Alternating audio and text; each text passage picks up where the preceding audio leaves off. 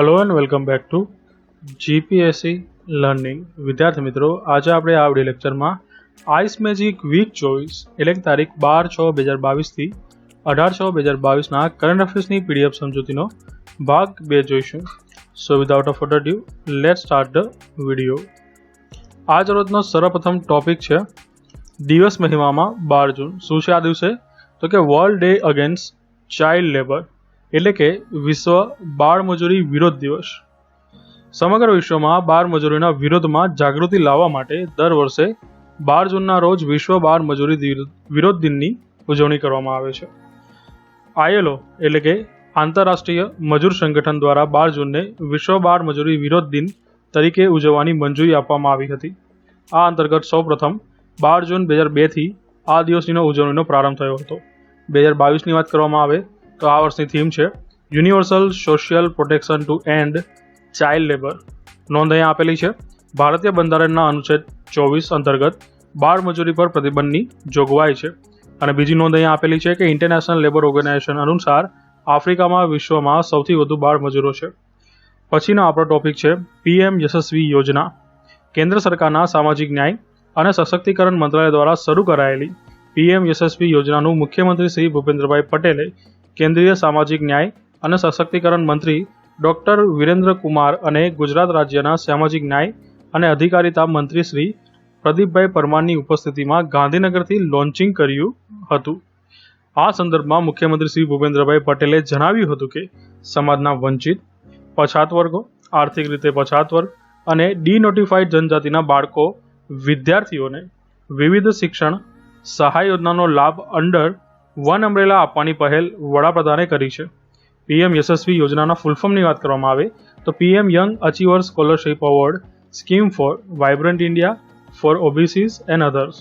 કેન્દ્ર સરકારના સામાજિક ન્યાય અને અધિકારિતા મંત્રાલય દ્વારા રાજ્યના અન્ય પછાત વર્ગ, આર્થિક રીતે પછાત વર્ગ અને વિચરતી વિમુક્ત જાતિના વિદ્યાર્થીઓને શિક્ષણમાં પ્રોત્સાહન મળે તથા વિદ્યાર્થીઓના કલ્યાણ માટે આ યોજના શરૂ કરવામાં આવી છે. આમાં ઓબીસી, ઈબીસી અને ડીએનટીનો સમાવેશ કરવામાં આવ્યો છે.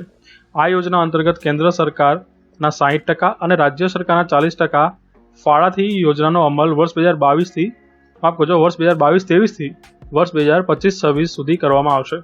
આ યોજના વિદ્યાર્થીઓના શિક્ષણ અને કૌશલ્યવર્ધનમાં માઇલસ્ટોન સાબિત થશે. હવે આપણે વાત કરીએ કે યોજના હેઠળ કોને કેટલી રકમની શિષ્યવૃત્તિ મળશે. તો પ્રી મેટ્રિક એટલે કે 10 ધોરણ હોય છે ત્યાં સુધીમાં શિષ્યવૃત્તિ યોજના અંતર્ગત રાજ્યના ધોરણ 9 અને ધોરણ 10ના સરકારી શાળાઓમાં અભ્યાસ કરતા અન્ય પછાત વર્ગ, આર્થિક રીતે પછાત વર્ગ અને વિચરતી વિમુક્ત જાતિના વિદ્યાર્થીઓના વાલીની વાર્ષિક આવક મર્યાદા ₹50,000 ધ્યાને લઈ વાર્ષિક ₹4,000 શિષ્યવૃત્તિની રકમ વિદ્યાર્થીઓને ડીબીટી એટલે કે ડાયરેક્ટ બેંક ટ્રાન્સફર મારફતે સીધા તેઓના બેંક ખાતામાં ચૂકવવામાં આવશે. પણ ક્રાઇટેરિયા શું છે? તો કે સરકારી શાળાઓના વિદ્યાર્થીઓ માટે જ છે. બરાબર. આવી જ રીતે 10મા પછી શું જે હોય છે એટલે કે પોસ્ટ મેટ્રિક શિષ્યવૃત્તિ યોજના અંતર્ગત રાજ્યના 10 પછીના અભ્યાસ કરતા અન્ય પછાત વર્ગ, આર્થિક રીતે પછાત વર્ગ અને વિચરતી વિમુક્ત જાતિના વિદ્યાર્થીઓના વાલીની વાર્ષિક આવક મર્યાદા ₹25,000 ધ્યાને લઈ 4 ગ્રુપમાં વાર્ષિક 5,000 થી 20,000 સુધીની શિષ્યવૃત્તિની રકમ વિદ્યાર્થીઓને ડીબીટી એટલે કે ડાયરેક્ટ બેંક ટ્રાન્સફર મારફતે સીધા તેઓના બેંક ખાતામાં ચૂકવવામાં આવશે. પછી અહીં આપેલું છે કે 21,000 શાળાઓને 1,608 કરોડ, 259 કોલેજોને 2,342 કરોડની શિષ્યવૃત્તિ એનાયત થશે. આ યોજના 2 ઘટકમાં વિભાજિત કરવામાં આવી છે, જેમાં એક હશે ટોપ ક્લાસ સ્કૂલ ઘટક અને બીજું હશે ટોપ ક્લાસ કોલેજ ઘટક. જે પૈકી ટોપ ક્લાસ સ્કૂલ ઘટક અંતર્ગત આગામી 5 વર્ષમાં સમગ્ર ભારતની 21,000 શાળાઓને શોર્ટલિસ્ટ કરી 1,608 કરોડ જેટલી રકમની શિષ્યવૃત્તિનું આયોજન છે. જ્યારે ટોપ ક્લાસ કોલેજ ઘટક અંતર્ગત 259 કોલેજોને શોર્ટલિસ્ટ કરી 2,342 કરોડ જેટલી રકમની શિષ્યવૃત્તિનું આયોજન છે.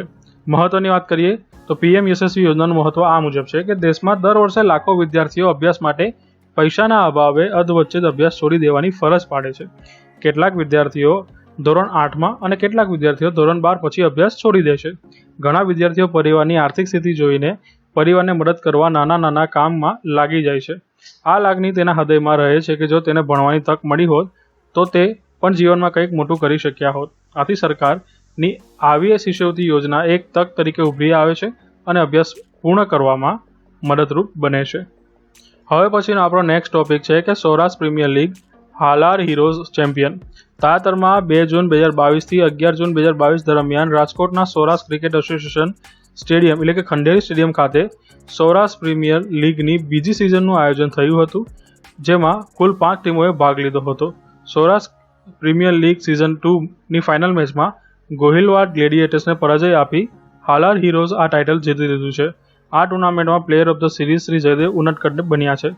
એસપીએલની કુલ 5 ટીમોમાં Gohilwad gladiators, Halar heroes, Zalawad royals, Sorath lions અને કચ્છ વોરિયર્સનો સમાવેશ થાય છે.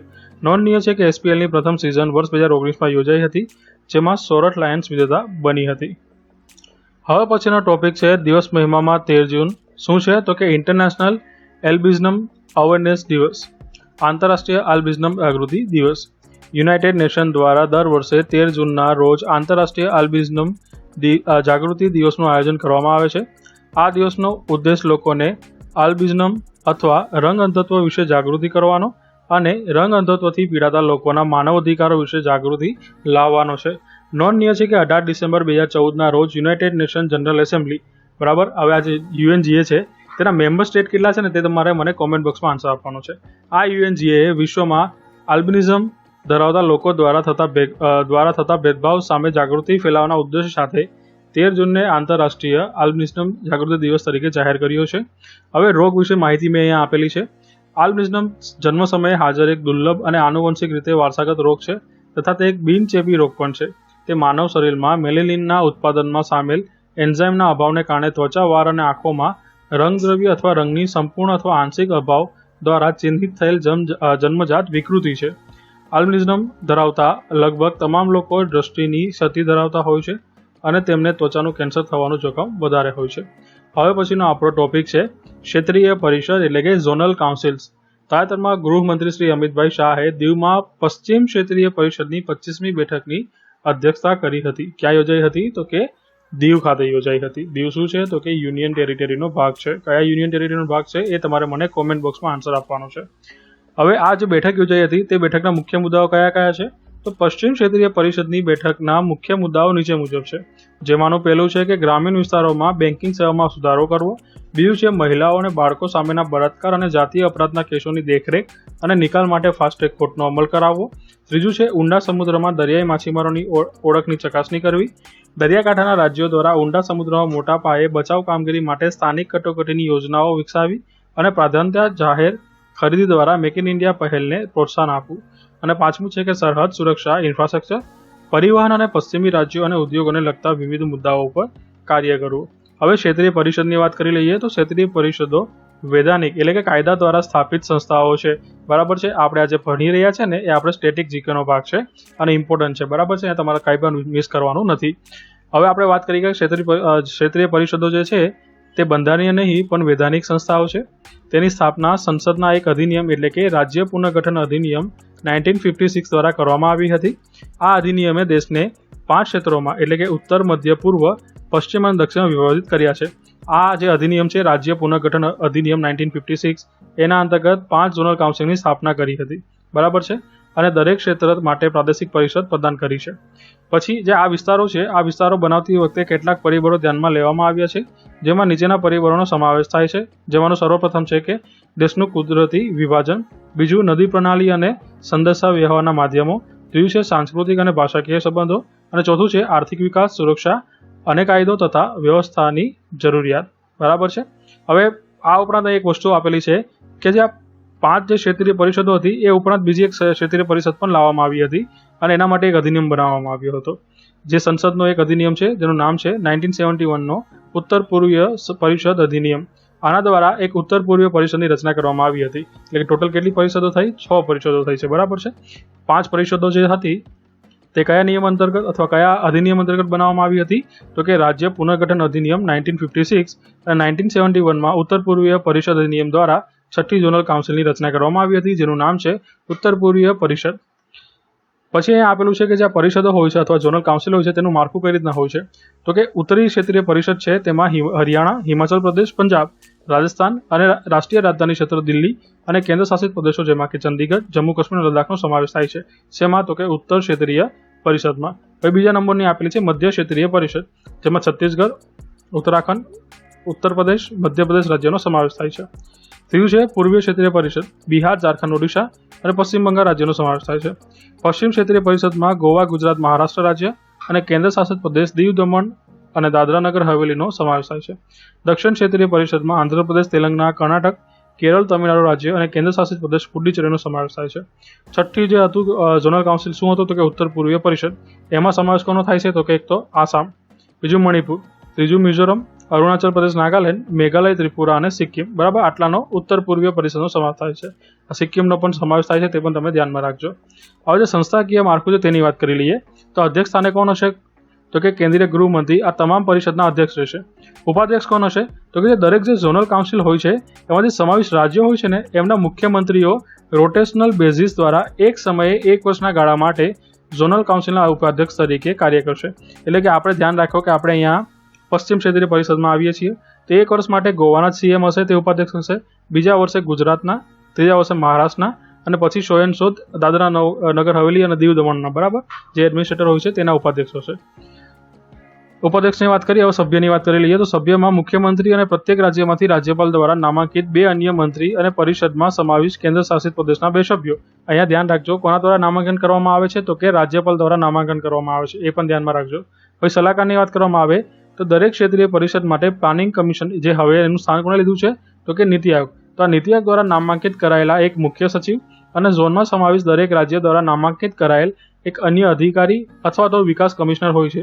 એક કોણ નામાંકન કરે છે તો કે એક કરે છે નીતિ આયોગ અને એક કરે છે કોણ તો કે જે તે રાજ્ય.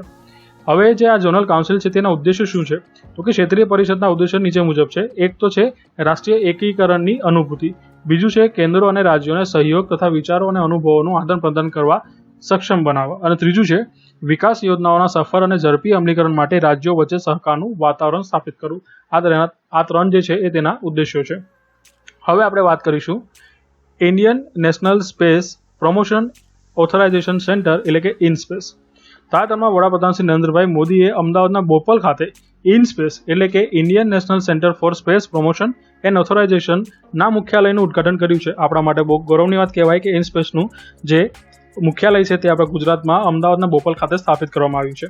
વધુમાં આજે ઇનસ્પેસનું મુખ્યાલય સ્થાપિત કરવામાં આવ્યું છે અથવા ઉદ્ઘાટન કરવામાં આવ્યું છે તેને જૂન 2020માં કેન્દ્રીય કેબિનેટ દ્વારા મંજૂરી આપવામાં આવી છે. હવે આ કેન્દ્રીય કેબિનેટ છે તેની અધ્યક્ષતા કોણ કરે છે તે તમારે મને કોમેન્ટ બોક્સમાં આન્સર આપવાનો છે. હવે વાત કરીએ કે ઇનસ્પેસ એ અવકાશ પ્રવૃત્તિઓ અને બિન સરકારી ખાનગી સંસ્થાઓને અવકાશ સુવિધાઓનો ઉપયોગ કરવાની મંજૂરી આપવા માટે નોડલ એજન્સી હશે. આ સંસ્થાની રચનાનો મુખ્ય ઉદ્દેશ્ય એ સુનિશ્ચિત કરવાનો છે કે ભારતીય અવકાશ સંશોધન સંસ્થા એટલે કે ઇસરો તેની આવશ્યક પ્રવૃત્તિઓ જેમ કે સંશોધન અને વિકાસ, ગ્રહોની શોધ અને અવકાશનો વ્યૂહાત્મક ઉપયોગ વગેરે પર ધ્યાન કેન્દ્રિત કરી શકે તથા અન્ય સહાયક કાર્યો ખાનગી ક્ષેત્રને ટ્રાન્સફર કરી શકાય. હવે આ ખાનગી ક્ષેત્રોને ટ્રાન્સફર કરી શકાય તેવા કાર્યો જે હશે તે કોના દ્વારા નક્કી કરવામાં આવશે અથવા રેગ્યુલેટ કરવામાં આવશે તો કે ઇનસ્પેસ દ્વારા. બરાબર છે. વધુમાં આજે આ ઉપરાંત આ સંસ્થા વિદ્યાર્થીઓ અને સંશોધકો વગેરેને ભારતની અવકાશ અસ્કયામતો એટલે કે સ્પેસ એસેટમાં વધુમાં વધુ એક્સેસ પ્રદાન કરશે. એજ્યુકેશનલ લેવલે અને રિસર્ચ લેવલે પણ ઇનસ્પેસ કાર્ય કરશે તેવું અહીંયા વિધાનમાં કહેવામાં આવ્યું છે. જેનાથી શું થશે તો કે જેનાથી ભારતના અવકાશ સંશોધનો અથવા અવકાશ તકનીકોનો વધુ સારો ઉપયોગ સુનિશ્ચિત થશે. અવકાશ સંસાધનો એટલે કે રિસોર્સિસની વાત કરી છે અને ટેકનોલોજી હોય છે જે સ્પેસ ટેકનોલોજી તેનો વધુ સારો ઉપયોગ આપણે સુનિશ્ચિત કરી શકશું ઇનસ્પેસના માધ્યમથી.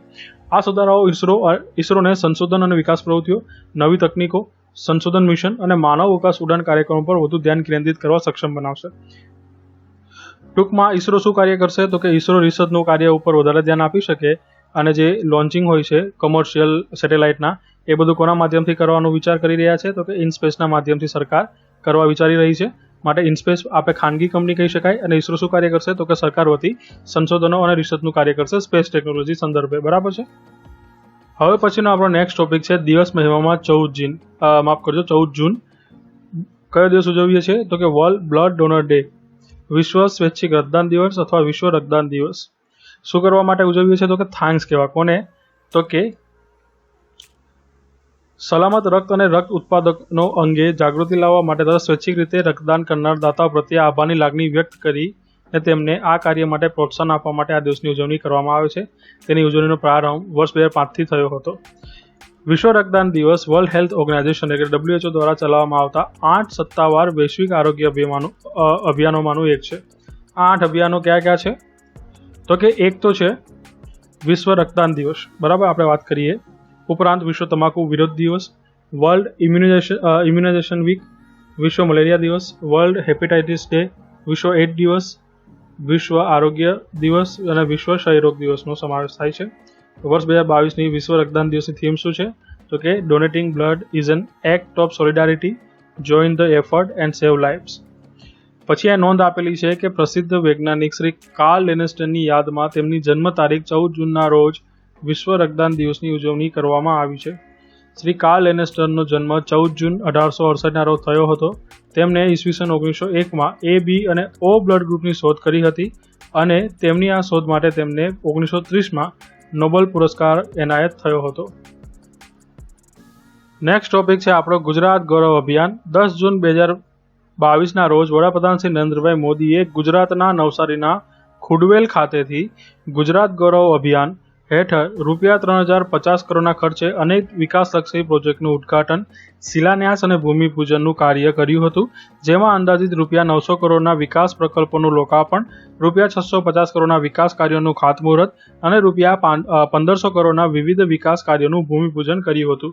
આમ વડાપ્રધાન શ્રી નરેન્દ્રભાઈ મોદીએ 7 યોજનાઓના લોકાર્પણ, 12 યોજનાઓના ખાતમુહૂર્ત અને 14 યોજનાઓનું ભૂમિપૂજન કર્યું હતું. આ પ્રોજેક્ટ નવસારી, સુરત, તાપી, ડાંગ અને વલસાડ જિલ્લાના લોકોનું જીવન સરળ બનાવશે. આ પ્રોજેક્ટ આ વિસ્તારના પાણી પુરવઠા, આરોગ્ય સેવાઓ, ઉર્જા અને રોડ કનેક્ટિવિટી વધારશે. આ ઉપરાંત વડાપ્રધાન શ્રી નરેન્દ્રભાઈ મોદીએ નવસારી ખાતે અંદાજિત ₹552 કરોડના ખર્ચે નિર્માણ પામનારી સરકારી મેડિકલ કોલેજ અને હોસ્પિટલનું પણ ભૂમિપૂજન કર્યું હતું. ગુજરાતના આદિવાસી વિસ્તારમાં સૌપ્રથમ આટલા મોટા પાયા પર અનેક વિકાસોના પ્રોજેક્ટ એક સાથે હાથ ધરવામાં આવી રહ્યા છે. હવે પછીનો આપણો ટોપિક છે કે સિપ્રી યર બુક 2022 અનુસાર ભારતમાં 160 પરમાણુ શસ્ત્રો હોવાની સંભાવના. તાજેતરમાં પ્રસિદ્ધ થયેલા સિપ્રી યર બુક 2022 અનુસાર વર્ષ 2022માં વિશ્વના 9 દેશો પરમાણુ શસ્ત્રો ધરાવતા છે. આ 9 દેશોમાં અમેરિકા, રશિયા, બ્રિટન, ફ્રાન્સ, ચીન, ભારત, પાકિસ્તાન, ઇઝરાયલ અને ઉત્તર કોરિયાનો સમાવેશ થાય છે. આ 9 દેશોમાંથી વર્ષ 2022માં રશિયા પાસે સૌથી વધુ 5977 પરમાણુ શસ્ત્રો છે. રશિયા બાદ બીજા ક્રમે અમેરિકા પાસે 5428 પરમાણુ શસ્ત્રો છે, જ્યારે ભારત પાસે વર્ષ 2022માં 160 પરમાણુ શસ્ત્રો છે. નોંધનીય છે કે વર્ષ 2021માં ભારત પાસે 156 પરમાણુ શસ્ત્રો હતા. જોકે જાન્યુઆરી 2021 અને જાન્યુઆરી 2022ની વચ્ચે પરમાણુ શસ્ત્રોની કુલ સંખ્યામાં ઘટાડો થયો છે, પરંતુ આગામી દાયકામાં તેમાં વધારો થવાની સંભાવના છે. હવે અહીંયા સિપ્રી અનુસાર 2019થી 2022 સુધીમાં વિશ્વના વિવિધ દેશો પાસે પરમાણુ શસ્ત્રોની સંખ્યા બતાવી છે.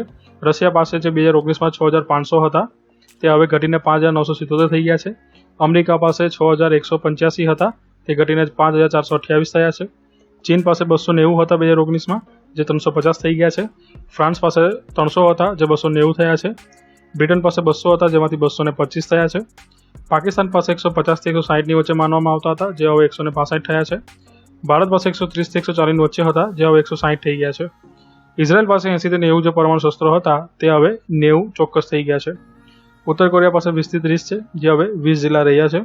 આમ કુલ કેટલા છે શસ્ત્રો? તો કે 13885 2019માં હતા, એ હવે 2022માં કેટલા થયા છે? તો કે 12705 થઈ ગયા છે. એટલે કે આ બે ડેટા જે છે એ આપણા માટે ઇમ્પોર્ટન્ટ છે. કયા વર્ષની તુલનામાં પણ ઘટાડો થયો છે તેવું પણ અહીંયા જોઈ શકાય છે. હવે નોંધ અહીંયા આપેલી છે કે ઉત્તર કોરિયા પાસે હાલ કેટલા પરમાણુ શસ્ત્રો ઉપલબ્ધ છે તે કહેવું અત્યંત મુશ્કેલ છે. આથી વિશ્વના કુલ પરમાણુ શસ્ત્રોની સંખ્યામાં તેની ગણતરી કરવામાં આવતી નથી. ઉત્તર કોરિયા પાસે 45થી 55 પરમાણુ શસ્ત્રો હોવાની ધારણા છે.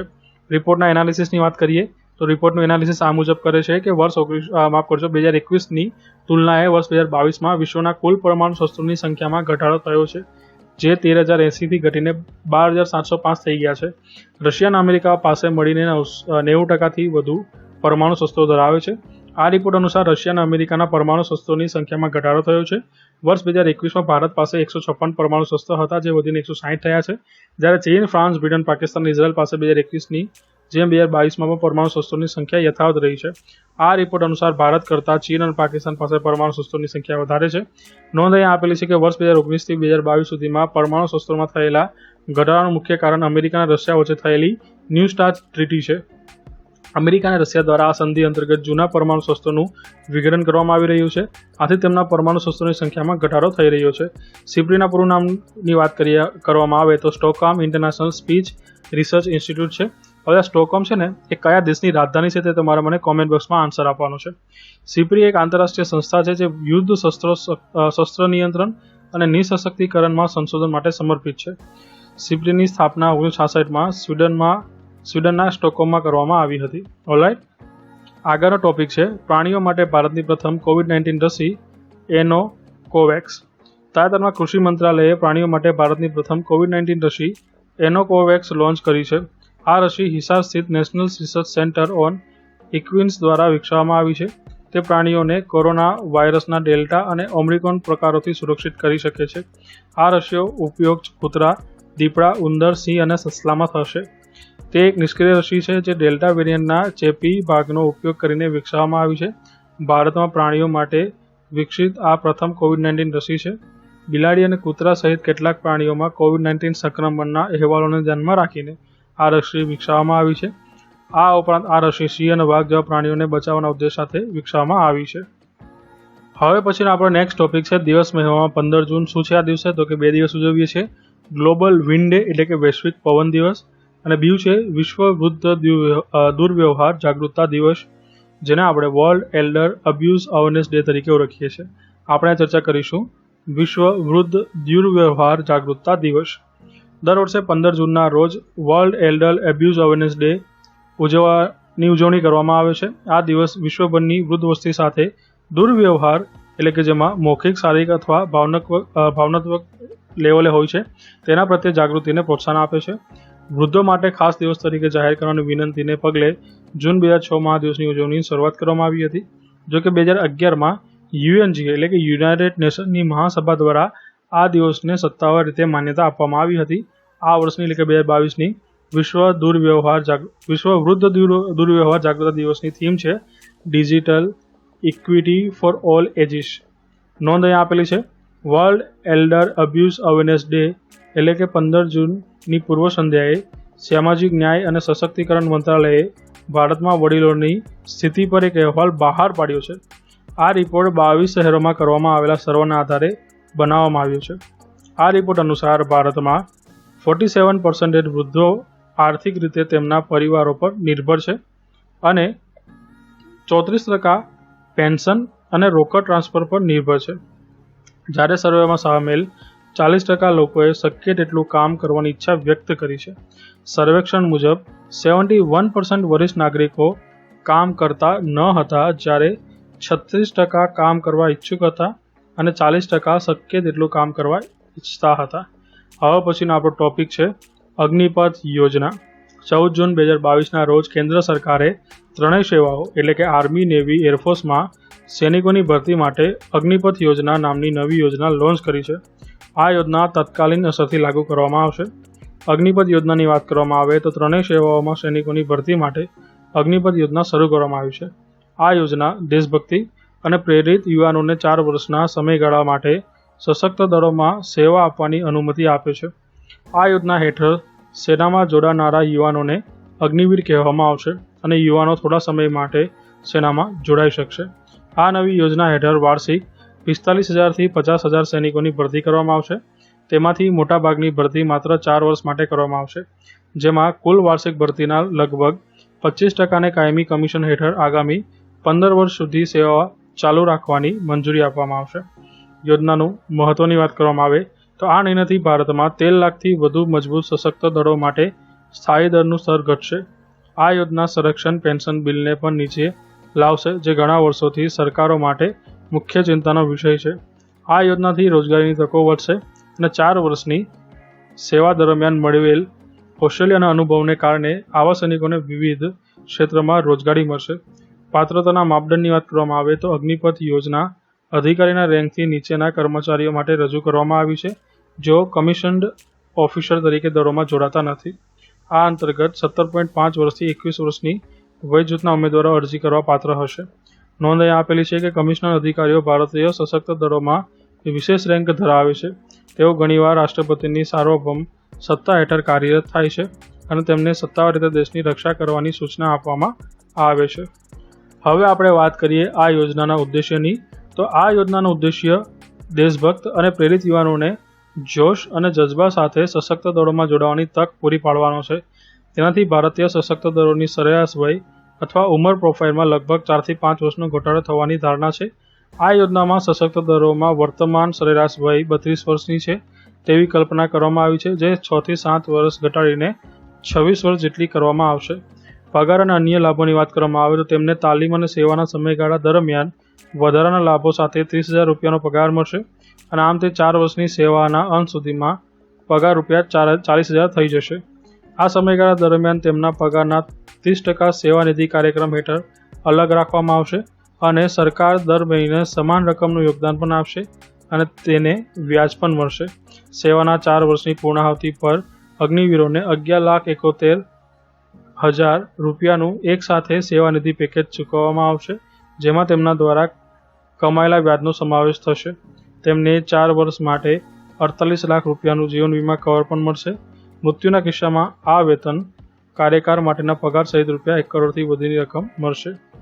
યોજના સંબંધિત ચિંતાઓની વાત કરવામાં આવે તો અગ્નિપથ યોજનાના પ્રથમ વર્ષમાં આર્મી, નેવી અને એરફોર્સમાં લગભગ 45,000 સૈનિકોની 4 વર્ષના ટૂંકા ગાળાના કોન્ટ્રાક્ટ પર ભરતી કરવામાં આવશે। તેમાંથી 25% સિવાયને કરાર પૂર્ણ થયા પછી સેવામાંથી મુક્ત કરવા પડશે। આથી બીજી નોકરી શોધવામાં મુશ્કેલ પડી શકે છે।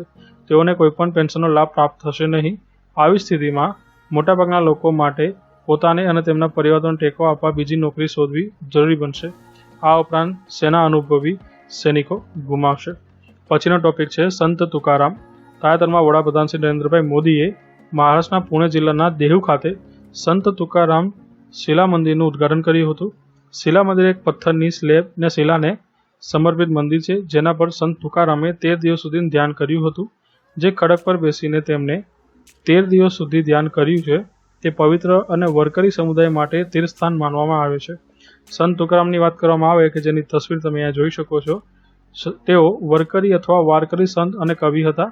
આ સંપ્રદાય સમગ્ર મહારાષ્ટ્રમાં ફેલાયેલો છે અને તેના કેન્દ્રમાં સંત તુકારામ અને તેમના કાર્યો છે। તેઓ અભંગ, ભક્તિ, કવિતા અને કીર્તન નામથી નોંધપાત્ર આધ્યાત્મિક ગીતો દ્વારા સમુદાય ઉન્મુખ પૂજા માટે જાણીતા હતા। આ ઉપરાંત તેમણે અભંગ કવિતા નામના સાહિત્યની મરાઠી શૈલીની રચના કરી, જેમાં આધ્યાત્મિક વિષયોની સાથે લોકકથાઓનો પણ સમાવેશ કરવામાં આવ્યો છે। સંત તુકારામને તેમના અભંગ સાહિત્યમાં વધુ 4 લોકોનો ઉલ્લેખ કર્યો છે, જેમનો તેમના આધ્યાત્મિક વિકાસ પર ઘણો પ્રભાવ હતો। આ 4માં ભક્ત સંત નામદેવ, જ્ઞાનેશ્વર, કબીર અને એકનાથનો સમાવેશ થાય છે। સંત તુકારામના ઉપદેશ વેદાંત આધારિત માનવામાં આવતા હતા। હવે પછીનો નેક્સ્ટ ટોપિક છે દિવસ મહિમામાં 16 જૂન શું છે, તો કે ઇન્ટરનેશનલ ડે ઓફ ફેમિલી રેમિટન્સીસ। ગુજરાતીમાં કહીએ તો આંતરરાષ્ટ્રીય પારિવારિક પ્રેષણ દિવસ। પછીનો ટોપિક છે પૃથ્વી 2 મિસાઇલ। તાજેતરમાં ભારતે સપાટીથી સપાટી પર પ્રહાર કરવા સક્ષમ ટૂંકા અંતરની બેલેસ્ટિક મિસાઇલ પૃથ્વી 2નું સફળતાપૂર્વક પરીક્ષણ કર્યું છે। ઓડિશાના ચાંદીપુર ખાતે ITR એટલે કે ઇન્ટિગ્રેટેડ ટેસ્ટ રેન્જના લોન્ચ કોમ્પ્લેક્સ 3માંથી મોબાઈલ લોન્ચરથી તેનું પરીક્ષણ કરવામાં આવ્યું હતું। પૃથ્વી 2 મિસાઇલની વાત કરવામાં આવે તો પૃથ્વી 2 મિસાઇલ સપાટીથી સપાટી પર પ્રહાર કરતી મિસાઇલ છે। તે ઉચ્ચ સ્તરની ચોકસાઈ સાથે લક્ષ્યને હિટ કરવા સક્ષમ છે। તેની રેન્જ 250 કિલોમીટરથી 350 કિમીની છે। તે સ્વદેશી રીતે વિકસિત surface two surface short range ballistic missile SRBM છે અને તે 1 ટન પેલોડ વહન કરી શકે છે। આની તસવીર તમે અહીંયા જોઈ શકો છો। પૃથ્વી 2 મિસાઇલ 500 થી 1000 કિલોગ્રામ વોર હેડ્સ લઈ જવા માટે સક્ષમ છે। તે લિક્વિડ પ્રોપલ્શન ટ્વિન એન્જિન દ્વારા સંચાલિત છે।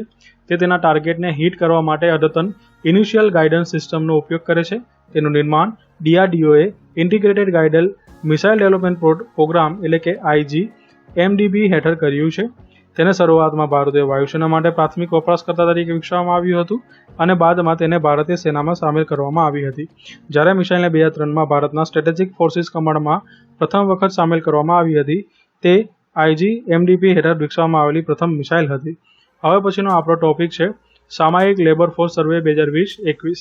તાજેતરમાં આંકડા અને કાર્યક્રમ અમલીકરણ મંત્રાલય દ્વારા વર્ષ 2020-21 માટે સામાયિક લેબર ફોર્સ સર્વે PLFS બહાર પાડવામાં આવ્યો છે। સામાયિક લેબર ફોર્સ સર્વેના મુખ્ય મુદ્દાઓ આ મુજબ છે। પ્રથમ એમાં છે બેરોજગારી દર। આ સર્વે દર્શાવે છે કે વર્ષ 2020-21માં બેરોજગારીનો દર ઘટીને 4.2% થયો છે, જે 2019-20 માટે 4.8% હતો।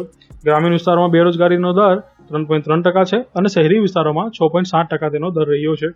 શ્રમદર ભાગીદારીની વાત કરવામાં આવે તો શ્રમદર ભાગીદારી દર વસ્તીના શ્રમદળમાં વ્યક્તિઓની ટકાવારી એટલે કે કામ કરતી અથવા કામ શોધતી અથવા કામ માટે ઉપલબ્ધ જનસંખ્યાની વાત કરવામાં આવે છે, જેમાં અગાઉના વર્ષમાં 40.1%થી જે વધીને વર્ષ 2020-21 દરમિયાન 41.6% થયું છે। એટલે કે જે પાછલા વર્ષે શ્રમદર ભાગીદારીનો જે પર્સન્ટેજ હતો તે 40.1% હતો, તે આ વર્ષે વધીને 41.6% થઈ ગયો છે। પછી વાત કરીએ બીજું આપણે ત્રીજી વસ્તુનું, વર્કર પોપ્યુલેશન રેશિયો, તો તે પાછલા વર્ષના 38.2%થી વધીને 39.8% થયો છે। અને ચોથું છે માઇગ્રેશન દર એટલે કે સ્થળાંતર દર 29.8% છે। ગ્રામીણ અને શહેરી વિસ્તારોમાં મહિલાઓનો સ્થળાંતર દર અનુક્રમે 48% અને 47.8% છે। ગ્રામીણમાં 48% છે અને શહેરી વિસ્તારમાં કેટલો છે તો કે 47.8% છે। ઓલરાઈટ, હવે નોંધ આપેલી છે કે વધુ નિશ્ચિત સમય અંતરાલમાં શ્રમદળના ડેટાની ઉપલબ્ધતાના મહત્વને ધ્યાનમાં રાખીને નેશનલ સ્ટેટિસ્ટિકલ ઓફિસ એટલે કે એનએસઓએ એપ્રિલ 2017માં સામાયિક લેબર ફોર્સ સર્વેની શરૂઆત કરી હતી। એટલે કે PLFSની શરૂઆત કયા વર્ષમાં કરવામાં આવી હતી તો કે 2017માં। કોના દ્વારા તો કે એનએસઓ દ્વારા। આ વસ્તુને તમે યાદ રાખજો। અને તેનો ઉદ્દેશ્ય હતો તો કે વધુ નિશ્ચિત સમય અંતરાલમાં શ્રમદળના ડેટાની ઉપલબ્ધતાને સુનિશ્ચિત કરવા માટે। હવે પછીનો આપણો નેક્સ્ટ ટોપિક ઉપર જઈએ। હવે પછીનો આપણો નેક્સ્ટ ટોપિક છે દિવસ મહિનામાં 17 જૂન 2 દિવસ ઉજવીએ છીએ। એક છે વિશ્વ રણીકરણ અને દુકાળનો સામનો કરવા માટેનો દિવસ, ઇંગ્લિશમાં કહીએ તો world day to combat desertification and drought. બીજું છે વિશ્વ મગર દિવસ, વર્લ્ડ ક્રોકોડાઇલ ડે। આપણે ચર્ચા કરીશું વિશ્વ રણીકરણ અને દુકાળનો સામનો કરવા માટેનો દિવસ।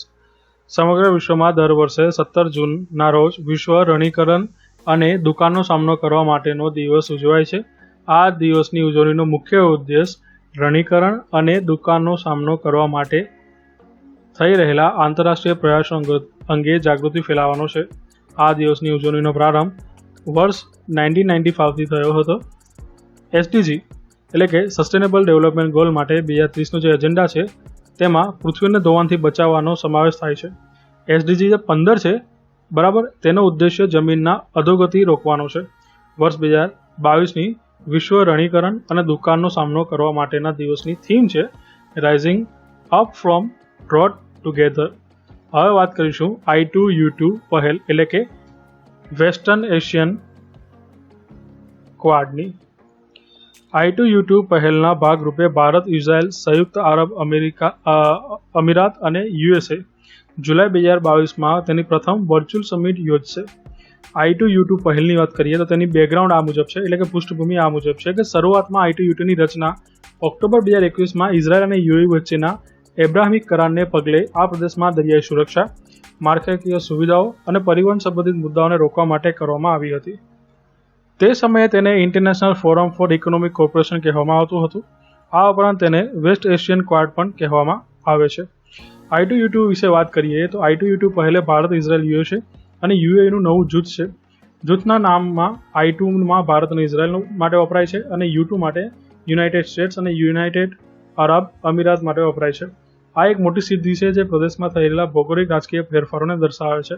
આ માત્ર વિશ્વભરમાં જોડાણો અને ભાગીદારીની સિસ્ટમને પુનર્જીવિત અને પુનઃસક્રિય કરશે નહીં, પરંતુ તે ભાગીદારોમાં પણ ઉમેરો કરશે જે પહેલા અસ્તિત્વમાં ન હતી અથવા તેનો સંપૂર્ણ ઉપયોગ થયો ન હતો। મહત્વની વાત કરવામાં આવે તો આ પહેલથી નવા જૂથના માળખામાં 4 દેશો વચ્ચે સુરક્ષા સહયોગની શોધ કરવામાં મદદ મળશે। આમાંના દરેક દેશ ટેકનિકલ હબ છે।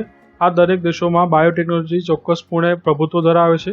આ પહેલ ખાદ્ય સુરક્ષા અંગે ચર્ચા કરવાની તકો પૂરી પાડશે। આ દેશો ટેકનોલોજીકલ હોય, વેપાર આધારિત હોય અને આબોહવા કે COVID-19 સામે લડત હોય કે સુરક્ષા હોય, અનેક સ્તરે સહયોગ કરી શકશે।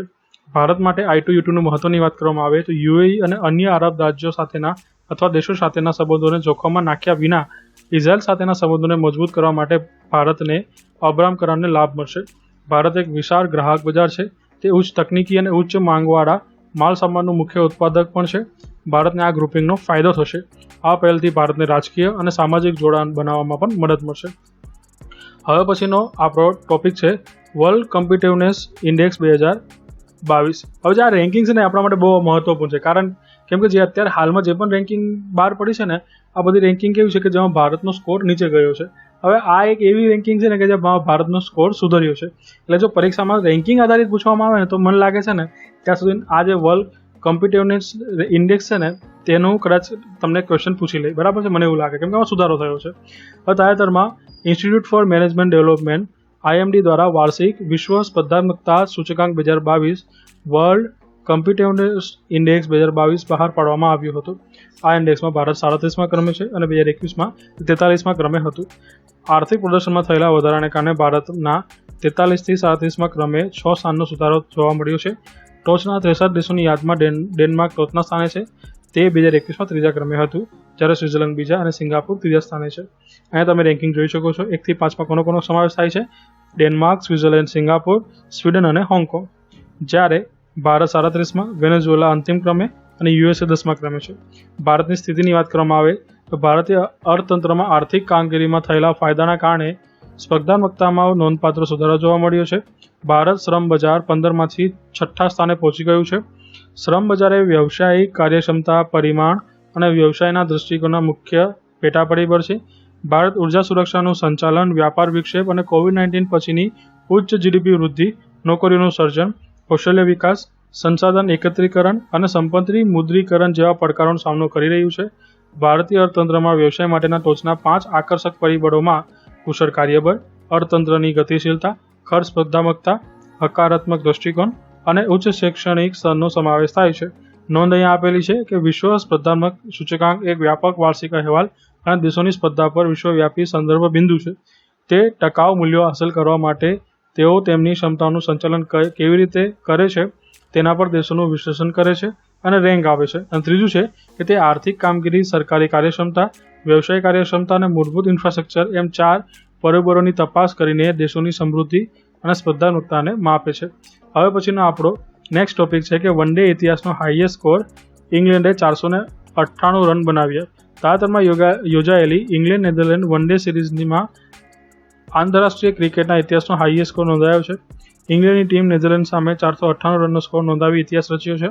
આ સ્કોર વર્ષ 2018માં ઇંગ્લેન્ડના જ ઓસ્ટ્રેલિયા સામેના નોંધાયેલા 481 રનના સ્કોરનો રેકોર્ડ તોડ્યો છે. નેધરલેન્ડ સામે ઇંગ્લેન્ડના બેટ્સમેનોએ કુલ મેચમાં 26 સિક્સર અને 36 બાઉન્ડ્રી ફટકારી છે. તમે અહીંયા વન ડે ઇતિહાસમાં હાઈએસ્ટ સ્કોર જોઈ શકો છો, જેમાં પ્રથમ ક્રમે ઇંગ્લેન્ડ છે જે 498 બનાવ્યા છે, બીજા ક્રમે બે ઇંગ્લેન્ડ છે જે 481 છે અને ત્રીજા ક્રમે છે 444 સાથે પણ ઇંગ્લેન્ડ. એટલે પ્રથમ 3 જે ક્રમાંક છે તે ઇંગ્લેન્ડના છે. ચોથા ક્રમાંકે શ્રીલંકા છે જેને 443 રન બનાવ્યા છે અને 5મા ક્રમે કોણ છે તો કે સાઉથ આફ્રિકા છે જેને 439 રન નોંધાવ્યા છે. હવે પછીનો આપણો નેક્સ્ટ ટોપિક છે દિવસ મહેમામાં 18 જૂન ઓટિસ્ટિક ગૌરવ દિવસ. પછીનો આપણો ટોપિક છે કે એશિયાના ગ્લોબલ સ્ટાર્ટઅપ ઇકોસિસ્ટમમાં કેરળ પ્રથમ ક્રમે. એશિયાનો ગ્લોબલ સ્ટાર્ટઅપ ઇકોસિસ્ટમ રિપોર્ટ તાજેતરમાં 14 જૂન 2022ના રોજ લંડન ટેક વીક 2022ના પ્રકાશમાં બહાર પાડવામાં આવ્યો હતો. આ રિપોર્ટમાં કેરળમાં સ્ટાર્ટઅપ ઇકોસિસ્ટમને એશિયામાં પ્રથમ સ્થાન આપવામાં આવ્યું હતું. પોષણક્ષમ પ્રતિભાના સંદર્ભમાં કેરળને ચોથા સ્થાન રાખવામાં આવ્યું છે. આ અહેવાલ કેરળ સ્ટાર્ટઅપ મિશન KSUM દ્વારા તેને સ્ટાર્ટઅપ પાવર હાઉસ તરીકે સ્થાપિત કરવા માટે લેવામાં આવેલા રચનાત્મક પગલાંને માન્યતા આપે છે. આ રેન્કિંગ કેરળને સ્ટાર્ટઅપનું મજબૂત નેટવર્ક બનાવવા મદદ કરશે જે તેના વિકાસમાં મહત્વપૂર્ણ ભૂમિકા ભજવશે. ગ્લોબલ સ્ટાર્ટઅપ ઇકોસિસ્ટમ રિપોર્ટ વૈશ્વિક સરકારોને એક સાથે લાવવા, સ્ટાર્ટઅપના સ્થાપકો, રોકાણકારો અને કોર્પોરેટ નેતાઓને સમાજ માટે ટેકનોલોજીની શક્તિ વિશે ચર્ચા કરવા પ્રેરણા આપવા માટે બહાર પાડવામાં આવ્યું હતું. નોંધ આપેલી છે. ગ્લોબલ સ્ટાર્ટઅપ ઇકોસિસ્ટમ ઇન્ડેક્સમાં બેંગ્લોરને 22મું સ્થાન મળ્યું છે. હવે પછીનો આપણો ટોપિક છે ઓસ્ટ્રેલિયાનું મહત્વાકાંક્ષી 2030 ઉત્સર્જન લક્ષ્ય. 16 જૂન 2022ના રોજ ઓસ્ટ્રેલિયાની નવી સરકારે આબોહવા પરિવર્તન પર સંયુક્ત રાષ્ટ્રને વધુ મહત્વાકાંક્ષી ઉત્સર્જન લક્ષ્યો સબમિટ કર્યા હતા. વડાપ્રધાન શ્રી એન્થની એલ્બીઝે ઓસ્ટ્રેલિયાના 2030 ઉત્સર્જનમાં ઘટાડવાના લક્ષ્યને વધારીને 43% કર્યું છે, જે અગાઉના 26.28% લક્ષ્યાંકથી વધારે છે. ઓસ્ટ્રેલિયાનું નવું લક્ષ્યાંક તેને સ્વચ્છ અને સસ્તું ઉર્જા દ્વારા સંચાલિત ભવિષ્ય માટે તૈયાર કરવાનું છે. ઓસ્ટ્રેલિયા અશ્મિભૂત ઇંધણના ભંડારથી ભરેલું છે. તે વિશ્વમાં કોલસા અને ગેસના ટોચના નિકાસકારોમાંનું એક છે. ઓસ્ટ્રેલિયામાં ઘરેલું વીજળી ઉત્પાદનમાં કોલસો મહત્વની ભૂમિકા ભજવે છે. ઓસ્ટ્રેલિયામાં 2019 સુધીમાં ગ્રીન હાઉસ ગેસનું ઉત્સર્જન 533 મિલિયન ટન સમકક્ષ સુધી પહોંચી ગયું હતું. આ માથાદીઠ 21 ટન CO2e ઉત્સર્જન દર્શાવે છે, જે વૈશ્વિક સરેરાશ કરતાં 3 ગણું છે અને ઉત્સર્જનમાં કોલસાનો હિસ્સો 30% છે. હવે પછી આપણો ટોપિક છે ભગવાન બુદ્ધના પવિત્ર અવશેષો. મંગોલિયન બુદ્ધ પૂર્ણિમાની ઉજવણી પ્રસંગે ભગવાન બુદ્ધના 4 પવિત્ર અવશેષો 11 દિવસના પ્રદર્શન માટે ભારતથી મંગોલિયા લઈ જવામાં આવી રહ્યા છે. આ અવશેષો ઉલાન બટારમાં ગંડન મઠ પરિસરમાં બાદશાહગંજ મંદિરમાં પ્રદર્શિત થવાના છે. આ 4 અવશેષો ભગવાન બુદ્ધના 22 અવશેષોમાંના એક છે, જે હાલમાં દિલ્હીના રાષ્ટ્રીય સંગ્રહાલયમાં રાખવામાં આવ્યા છે. તેમને કપિલવસ્તુ અવશેષો તરીકે પણ ઓળખવામાં આવે છે, કારણ કે તે બિહારના એક સ્થળેથી મળી આવ્યા છે, જે કપિલવસ્તુનું પ્રાચીન શહેર હોવાનું માનવામાં આવે છે. આ સ્થળની શોધ 1898માં થઈ હતી. 11 દિવસની મુલાકાત દરમિયાન અવશેષોનું મંગોલિયામાં સ્ટેટ ગેસ્ટનો દરજ્જો આપવામાં આવશે અને તેને ફરીથી ભારતના સંગ્રહાલયમાં લઈ જવામાં આવશે. ભારતીય વાયુસેનાએ મુસાફરી માટે એક વિશેષ વિમાન C-17 ગ્લોબમાસ્ટર પ્રદાન કર્યું છે, જે ભારતમાં ઉપલબ્ધ સૌથી મોટા વિમાનોમાંનું એક છે. વિદ્યાર્થી મિત્રો, વીક 24ના PDF સમજવાનો ભાગ 2 અહીંયા પૂર્ણ કરીએ. વિડીયો પસંદ પડે તો મેક્સિમમ લોકોને શેર કરજો. મળી આવતો વિડીયો લેક્ચરમાં, ત્યાં સુધી કીપ લર્નિંગ અને ગોડ બ્લેસ યુ ઓલ.